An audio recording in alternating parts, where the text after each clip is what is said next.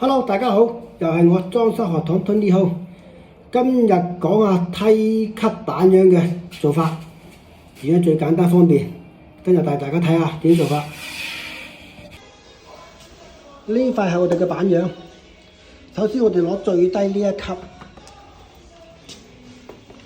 同埋最高嘅呢一級，攞一點斜墨，個高度冇乜所謂嘅。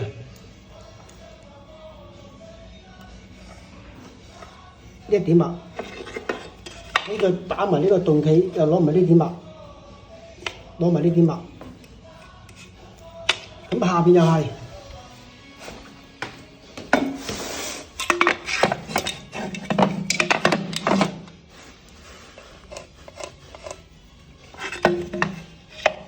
咁我首先我攞翻呢個斜角，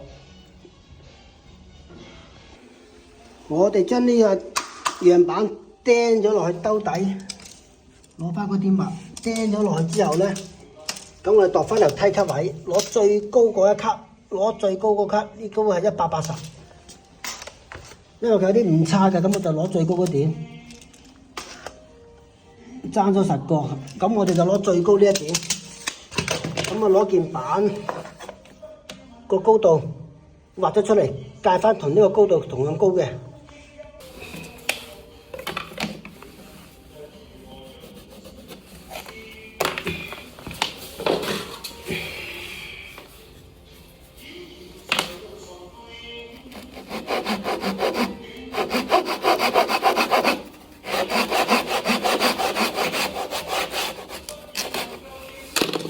咁我哋發呢板因為做咩嘅咧？係因為做腳線嘅。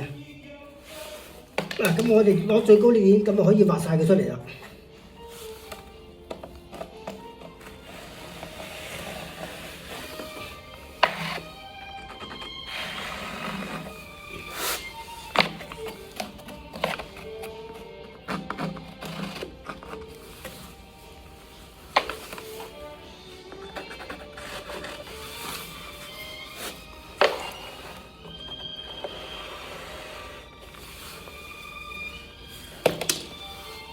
鈍企，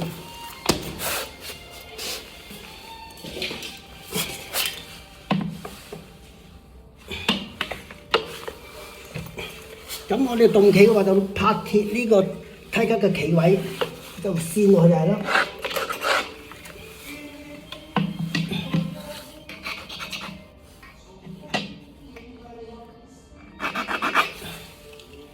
有粒釘，咁啊全部一級級咁可以畫。